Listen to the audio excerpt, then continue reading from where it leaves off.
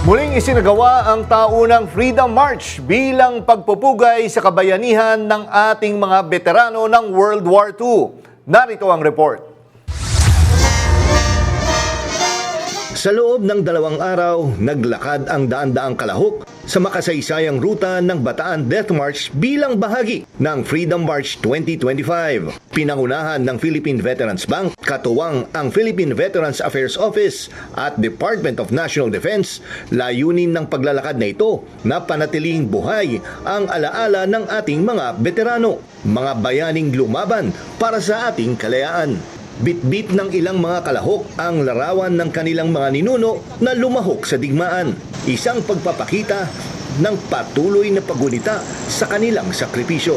May ilan ding naglakad sa piling bahagi ng ruta mula sa iba't ibang panig ng Bataan, Pampanga at Tarlac upang makiisa sa makasaysayang paglalakbay. Ang Freedom March ay hindi lamang isang paglalakad, kundi isang mahalagang pagpapaalala ng tapang at pagsasakripisyo ng ating mga veterano.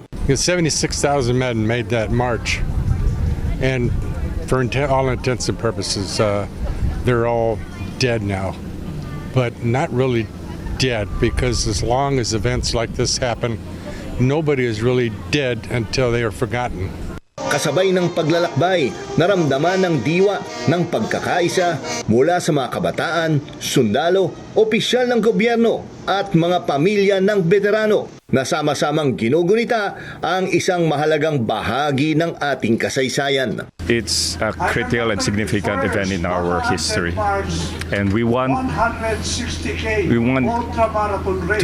to make a remembrance of this so that our youth will remember, the sacrifices of our forefathers, and continue to enjoy the freedom that they won for us that 83 years ago.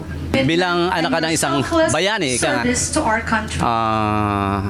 yung hirap nila before, yung hirap na dinanas namin ngayon, walang-wala sa hirap na. Kasi before, under ka lang mga Japanese Imperial Army, captured ka, walang pagkain, walang tubig, binubugbog kayo, binabayoneta kayo.